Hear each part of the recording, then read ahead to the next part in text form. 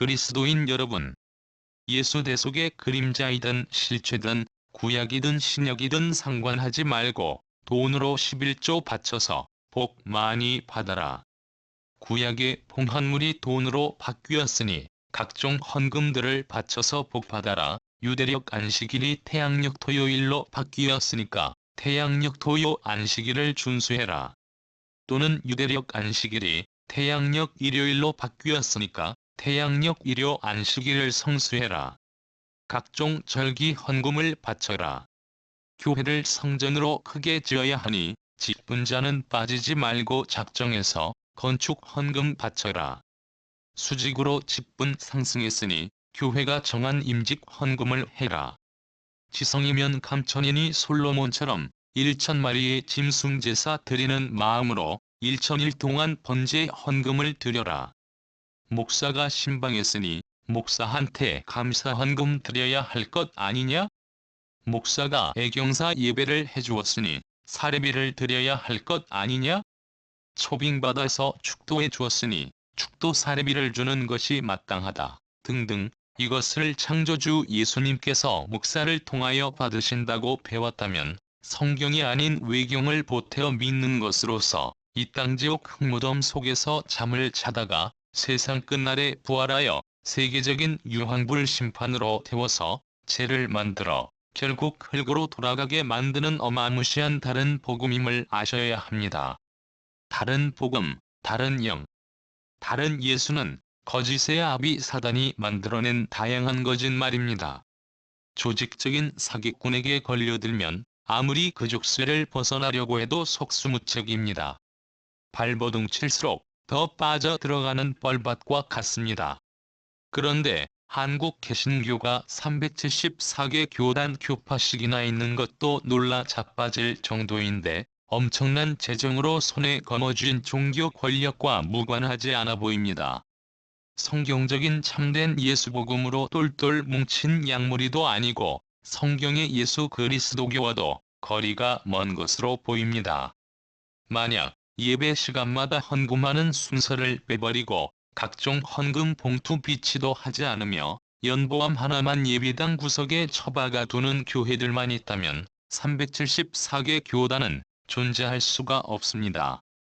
왜 각종 예배와 헌금이 한 세트로 붙어 다니지 않으면 안 되는 것입니까? 사단이 만든 종교의 술수에 빠져들게 해서 그리스도인의 돈과 시간을 빼앗고 천하보다 귀한 영혼까지 도적질하고 죽이고 멸망시키기 위함입니다. 여기에 걸려들지 마시기 바랍니다. 그래서 이를 알려드리는 것이니 오늘 메시지를 끝까지 잘 들으시고 뻘밭에 빠진 내 영혼의 모습을 되돌아보셨으면 좋겠습니다. 그리고 회개와 개혁의 자리로까지 나아가시기를 빌어봅니다. 양복 입고 가운을 덧입은 무당 목사들이 한국 개신교 안에는 넘쳐나고 있습니다.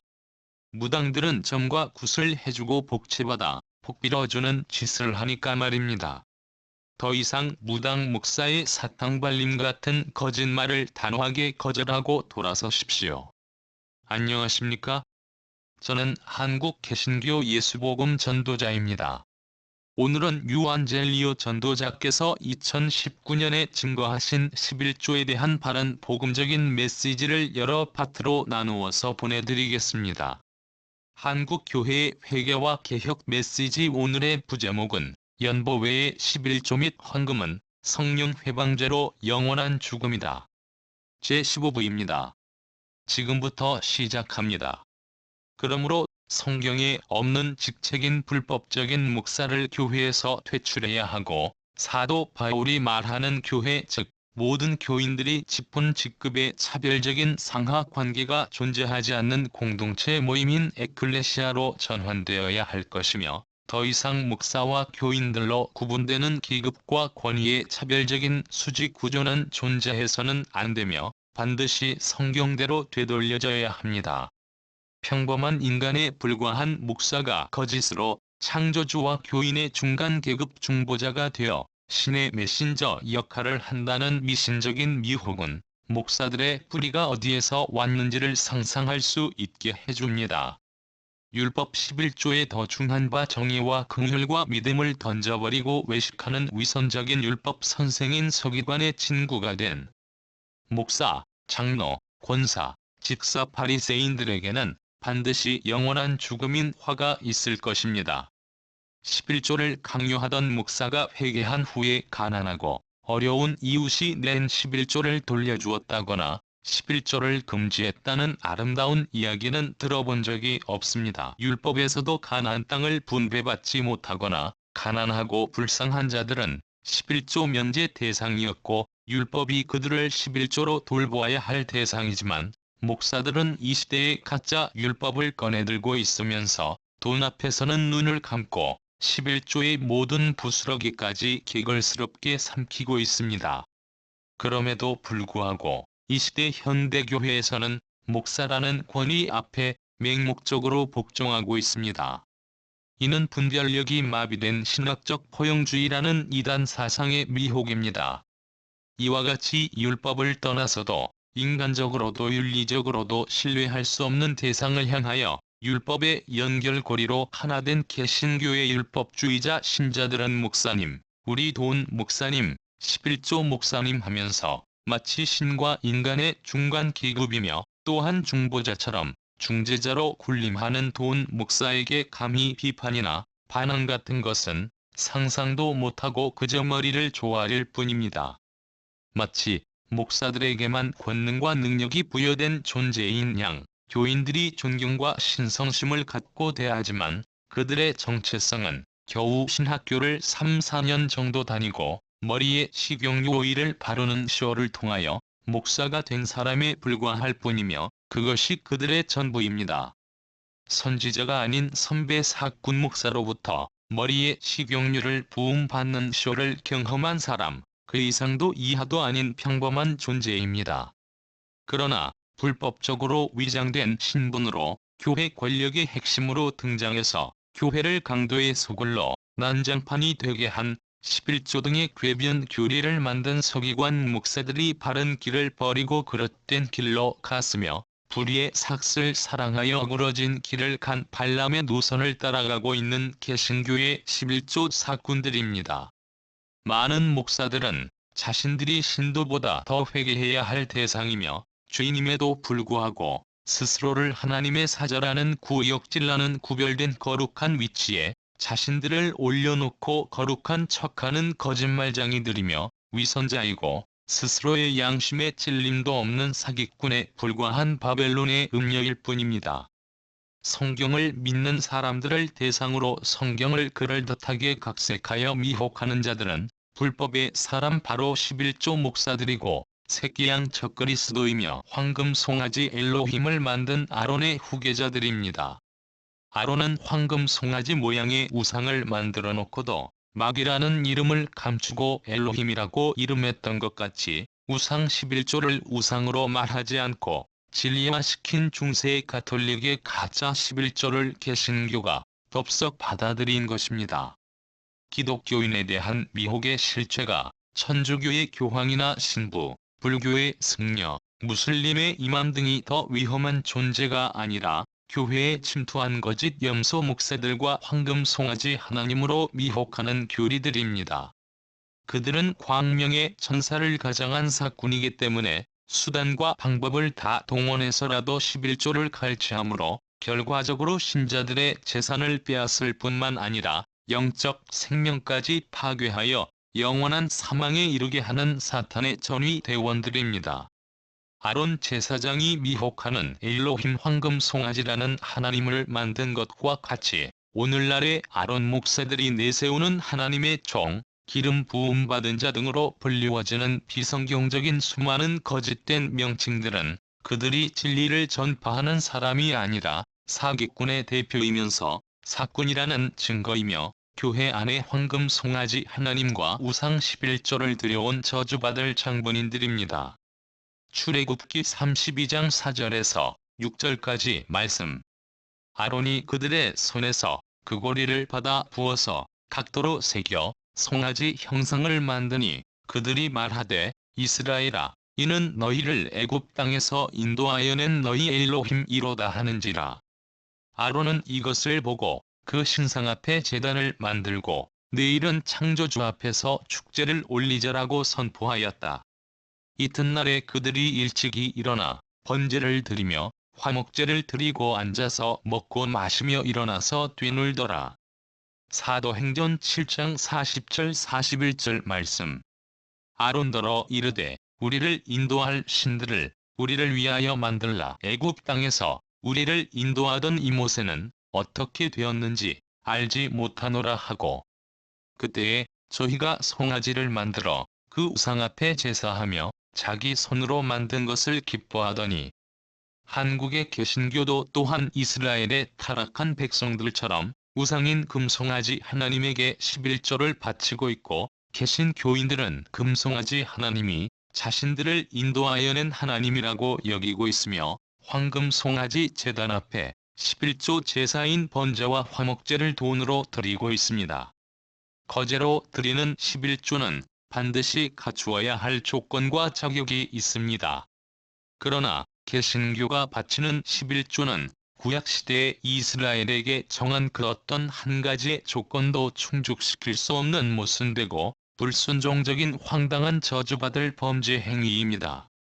11조의 조건을 따져본다면 율법에 속하는 유대 민족이어야 하고 유일하게 선택된 유대 민족에게만 11조가 허락된 것이며, 선택되지 못한 이방 민족에게는 11조, 성전제사, 선택된 민족의 이름을 전혀 허락하지 않으셨습니다. 또한 충청도나 경기도 땅의 소산물이나 혹은 서울에 있는 회사의 봉급이 아닌 오직 젖과 꿀이 흐르는 땅의 소산의 10분의 1로 번제와 화목제와 속죄제를 위하여 드리는 헌물이 있어야만 합니다.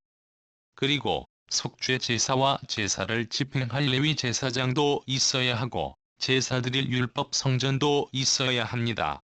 그러나 율법에 속하지 않은 구약의 이방 민족이었던 한국 사람들이 성전제사 대신에 미혹하는 교회의 이름으로 속이는 돈 11조를 바치는 것은 우리 교회 목사의 음모 계획에 의하여 거두어 들인 11조를 꿀꺽하고 집어삼키기 위한 작전입니다. 이 시대의 유대교에서도 꿀꺽하지 않고 있는데 이 시대의 사이비 개신교가 꿀꺽하고 있다는 말입니다. 11조를 현물이나 헌물이 아닌 현금으로 거두어들이는 반칙을 범하면서 염소 목사들은 방언처럼 뜻없는 소리로 짓거려대는데 끊임없는 헛소리로 말하기를 11조는 하나님의 복과 저주의 잣대이다라고 주장할 뿐입니다. 11조를 바치기만 하면 60배 100배의 복을 받는다. 11조를 내면 복 받을 것이고 안 내면 저주와 재앙을 받을 것이다. 라고 으름장을 놓고 있습니다. 11조를 안 바치면 집사나 장로 직분 받기조차도 힘들어서 포기하는 사람도 있겠지만 11조를 바친 집사 장로로 불리우는 교회의 어깨들은 사기꾼 돈 목사를 보고도 입을 벌리고 최면을 당한 채 도리어 감사하는 마음과 존경으로 말끝마다 아멘 아멘 하고 있습니다. 그러나 목사의 11조로 인하여 집사와 장로들의 영혼은 저주받은 채 죽어가고 있습니다. 이러한 11조를 주고받는 종교적인 형태는 기독교 모양을 갖춘 이단들의 주술적인 광기를 잘 반증하고 있습니다. 개신교의 11조는 예수님과 상관이 없는데 그 이유는 예수님의 11조가 아니라 예수님의 이름을 빙자한 목사에 의한, 목사를 위한, 목사의 11조이며 사탄에게 바치는 예물이기 때문입니다. 11조를 착취하는 목사든 바치는 교인들이든 모두 주님의 이름을 부르나 실제로는 다른 주, 다른 신, 다른 하나님을 부르고 있는 이방 종교이며 불법을 행하는 자들입니다. 구약시대에도 화폐 즉 현금이 있었지만 오직 헌물로 11조를 바쳤습니다. 만약 오늘날 교회에 돈 대신 헌물로 소나 돼지를 일요일 아침 11시 모임 예배 시간에 맞춰서 11조로 바치겠다고 한다면 집사나 장로 혹은 궤변 교리의 광기를 품고 있는 목사에게 이단 사이비로 몰려서 두들겨 맞을 수도 있을 것입니다. 이것이 11조의 진실입니다. 왜냐하면 교회는 11조 불법을 저지르고 있는 종교적인 장소이고 공인된 불법의 종교 세력들이 차지하고 있는 공간이기 때문입니다. 율법의 원칙대로 율법을 흉내내는 가짜 염소들에게 소나 염소로 율법 11조를 바치는 것은 안됨에도 불구하고 개신교는 불법도 진리라고 하기 때문에 오직 돈만 바쳐야 합니다. 11조의 원칙과 정통성이 단 한 가지도 없는 한국인의 불법 11조이고 이방 종교의 11조입니다. 이런 모양으로 11조와 성경을 악의적으로 해석한다면 궤변의 불법을 따르는 개신교인들에게 성경은 존재할 필요도 해석할 필요도 없을 것이며 오직 자유주의 신학의 주술적인 샤머니즘만이 존재하는 교회가 될 것입니다. 무엇이든 궤변을 통하여 만들 수 있고 해석할 수 있기 때문에 성경이 필요가 없는 것입니다. 젖과 꿀이 흐르는 이스라엘 땅과 그 땅의 소산물, 유대인, 레위 제사장, 예루살렘 성전, 율법, 속죄제사, 속건제사, 화목제사, 그리고 한국은행에서 발행한 현금, 할례 받지도 않은 한국 사람, 경기도의 소산물 경기미, 복음시대의 율법 11조, 서기관 목사 등등. 어느 것 한 가지도 율법 11조를 충족시키거나 설명할 수 없는 관계와 불법에 모순된 재료들로 만들어진 한국의 11조입니다. 만약 구약시대의 개신교처럼 유대인이 11조를 돈으로 바쳤다면 가나안 땅과 선민 유대 민족에 대하여 의미하는 목적이 달라지는 것이 되기 때문에 유대 민족에 대한 구속의 약속이 사라지거나 취소되었을 것입니다. 구약 시대의 레위 지파 제사장들과 현재의 개신교 목사들은 동일한 위치가 아닙니다. 다시 말하자면 목사는 제사장은커녕 유대인의 율법 선생인 서기관의 아류들인데 스스로를 성직자라고 사기치지만 사실은 서기관이나 바리새인들이 하는 불법을 행하는 자들이고 신도와 신분이 똑같음에도 더 많은 죄에 얽매여서 저주의 복음을 전파하는 자들이며 매일 매시간 죄를 회개해야 하는 성정을 갖고 있는 동일한 죄인된 신분입니다. 서기관 목사의 정체성은 율법으로 저주를 전파하는 사기꾼과 염소이고 전문적인 궤변가이며 성경을 떠난 이단적이고 차별적인 중세의 성직자 직급을 강조하며 행세하는 존재에 불과합니다.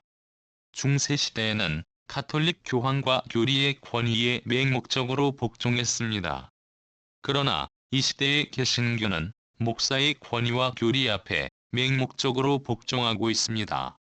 목사가 교황처럼 기급의 높임을 받고 있는 것은 성경의 근본 정신인 만인 제사장주의를 무시하는 결과로 다시 중세 가톨릭으로 회귀하기 위한 이단적인 걸음을 걷고 있다고 말할 수 있습니다. 구약과 율법 안에는 결코 이방인에게 주어지는 구원의 복음이 없고 이방인에게 부여된 11조 또한 당연히 없으며 율법 안에서는 이방인 중에 단 한 사람도 구원받을 수 있는 방법이 없습니다. 이방인에게는 선민의 특권도 없고 가나안 땅이나 레위 제사장이나 율법도 없기 때문입니다. 이방인에게는 율법이 주어지지 않았고 이방인에게 주어진 율법 또한 하나도 없어서 율법으로부터 자유로운데 스스로 저주 가운데로 들어가는 이성 없는 짐승과도 같은 짓을 하고 있는 것입니다. 이와 같이 이방인과 율법은 아무런 상관도 없고 율법으로부터 어느 것, 단 한 가지도 지켜야 할 율법이 없는 민족이며 율법의 계통을 따르는 민족이 전혀 아닙니다. 율법은 오직 이스라엘 민족만을 선민으로 삼으신 규례로서 유대인에게만 허용된 증표인 것입니다. 만약에 과거 율법으로부터 이방인이었던 신약 백성이 신명기나 에스겔 등의 구약을 다 외우거나 십계명을 포함한 모든 율법을 완벽하게 지킨다고 하더라도 또한 이 시대가 구약시대라고 할지라도 이방인이었던 우리와는 아무런 상관이 없는 쓸모없는 헛된 일이며 결코 구원받을 수 없는 행위이기 때문에 복음시대에 행하는 모든 율법과 율법의 향기들은 그 자체가 저주입니다. 그런데도 만약 신약시대의 한국 사람이 율법을 지킨다면 마치 대한민국 국민이 전혀 상관없는 북한 법을 완전히 지켜야 한다고 주장하는 정신없는 쓸데없는 짓과 같을 것이며 오히려 대한민국의 법에 의하여 범죄자가 될 것입니다. 또한 율법을 범한 자나 무당들은 마을 밖으로 쫓아내거나 돌로 내리쳐 죽여야 했는데 율법에 의하여 살인자가 될 수도 있을 것입니다.